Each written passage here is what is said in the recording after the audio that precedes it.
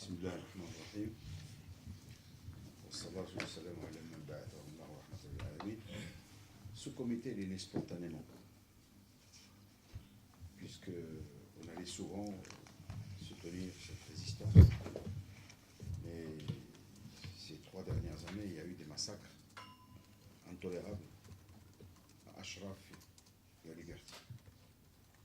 Et que nous avons estimé qu'on ne peut pas, nous, dire que l'islam est une religion de la vérité, une religion de liberté, une religion qui défend Bani Adam, puisque Allah lui a donné toute l'honorabilité nécessaire, et ne pas bouger.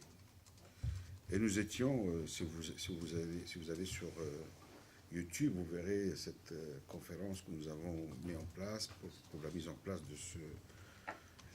on a commencé timidement, mais nous n'avons jamais été timides. Timidement, petit à petit, parce que c'est des choses, lorsqu'ils se construisent avec réflexion et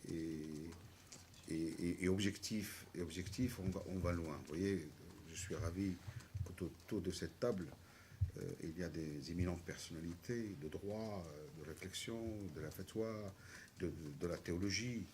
Et nous avons pris conscience que ce comité, suite aux attentats du 13 novembre, nous permet que ces terroristes terrorisent aussi le monde musulman. Quelques jours avant, le camp d'Ashraf et de Liberty, ils ont été saccagés. Et qu'il n'y a aucun moyen de pouvoir leur permettre de reconstruire. Bien sûr, nous avons toujours dénoncé que le rôle des États-Unis est capital dans ce sens. Nous ne mâchons pas nos mots quand il faut dire des choses et tout ça. Nous visons le coupable, on nous dit voilà, il est coupable. Les États-Unis, les Nations Unies, se sont engagés pour protéger cette population, nos frères d'Ashraf. Eh bien, ils n'ont pas assumé leur responsabilité. Eh bien, nous, au nom de l'Amr bil Ma'ruf wa Nahy anil Munkar, nous avons pris cette initiative de créer ce comité. Dans le texte qu'aujourd'hui j'ai rédigé, je ne vais pas tout vous lire, hein, je disais bien sûr, pour être leader des musulmans, il faudrait avoir des caractéristiques au moins du prophète alayhi salatu wassalam, qu'il soit humble, généreux, pardonneur, au même titre que Allah lui donne les mêmes ordres. Si tu étais dur, tout ça. Et je l'ai inclus là, et on vous le distribuera pour essayer de méditer. Bien sûr, je ne suis qu'un élève. Peut-être que vous pouvez l'alimenter et lui donner beaucoup plus de volume. Et bien sûr, je l'ai construit parce qu'il y a le vivant en France, parce que très souvent, on met en cause cette religion qui prive les êtres humains de la liberté. Vous verrez que dans le texte, j'ai parlé de la liberté. L'égalité, bien sûr, l'égalité. Je suis allé très souvent, nous les musulmans, on parle de l'égalité, on parle très souvent de ce voisin du prophète qui lui posait des problèmes et que chaque fois il allait le voir. Non, j'ai pris un exemple qui est très, très important. C'est l'histoire de ces Ansariyin qui sont allés à Khaybar et qu'ils ont trouvé un des leurs assassiné. Injustement. Ils ont voulu accuser les Juifs d'avoir assassiné un des leurs. Eh bien, lorsqu'ils sont venus voir le prophète alayhi salatu wassalam, on lui dit ya Rasulallah, ils ont tué un des nôtres. Et Mohammed alayhi salatu wassalam, pour montrer quelle est la valeur de l'islam dans la présomption d'innocence, est-ce que vous avez des preuves? Non, ya Rasulallah, on n'a pas de preuves. Eh bien, allez dire à ces Juifs de jurer, pas avec l'esprit coranique, non, avec l'esprit de la Torah. Ils disent, nous n'avons pas confiance au serment des Juifs. Et quelle est la position de Mohammed alayhi salatu wassalam? C'est de prendre de l'argent de trésor public et de payer ce qu'on appelle le prix du sang avec son chameau le près du son.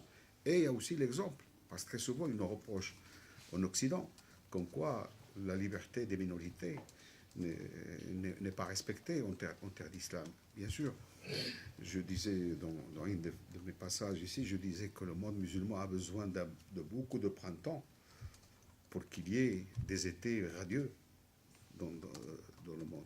Et nous dénonçons avec force tous ceux qui prétendent être un guide spirituel, et nous ne reconnaissons à aucun individu d'être le guide spirituel, sauf un seul qui peut être notre guide spirituel, qui est Mohammed alayhi salatu wa salam. Il est très important. Bien sûr, nous vivons aujourd'hui un moment solennel, on n'a pas fait exprès. Aujourd'hui, c'est la nuit de la naissance de cette miséricorde qui a été envoyée à l'humanité. Bien sûr, il y a aussi ce droit de la femme. Très souvent, nous avons des leçons que nous recevons des droits de la femme. La femme doit avoir toute sa place dans le monde musulman. Mais vous voyez, quand l'Arabie saoudite donne le droit de vote, et ils nous ont mis dans une situation catastrophique. Une femme musulmane, depuis 15 siècles, il avait toute sa place de voter, d'être consultée et tout ça, et qu'on l'a privé pendant quelques années, et d'un seul coup, on lui a donné une petite miette pour dire, voilà, tu as le droit de voter, mais tu n'as pas le droit de te représenter, tu n'as pas tout ça. Eh bien, c'est notre devoir aussi de rappeler que la première personne qui a embrassé l'islam et qui était un soutien, on ne le dit pas souvent, c'est une femme. Et je disais aussi, la femme, c'est un oasis dans un désert qui donne la vie, qui donne le bonheur et qui donne aussi le succès. Notre comité doit s'atteler à défendre tous les droits menacés face à ça. Et tous ceux qui prétendent dire « je suis votre calife ». Je suis le calife, je suis le proto-proclamé. Et tous ceux qui ont volé la révolution des hommes, la révolution intègre, la révolution qui pouvait faire rêver le peuple. Eh bien voilà, en quelque sorte, l'élargir ce comité, c'est important, et surtout avec des personnalités que mon oreille était à deux fois ouverte, de dire c'est très important d'avoir des personnalités comme vous, de ce niveau de comité. Et nous voulons aussi que ce comité soit un comité qui se complète mutuellement. Bien sûr, ce comité des musulmans de France contre l'extrémisme et pour les droits humains. Donc nous avons élargi, aujourd'hui nous élargissons le comité, au lieu que ce soit que la défense des Ashrafiens, nous avons allé plus loin, vu la qualité de ce que vous représentez, de niveau de ceux qui sont autour de cette table. Merci de m'avoir écouté. Salam alaikum.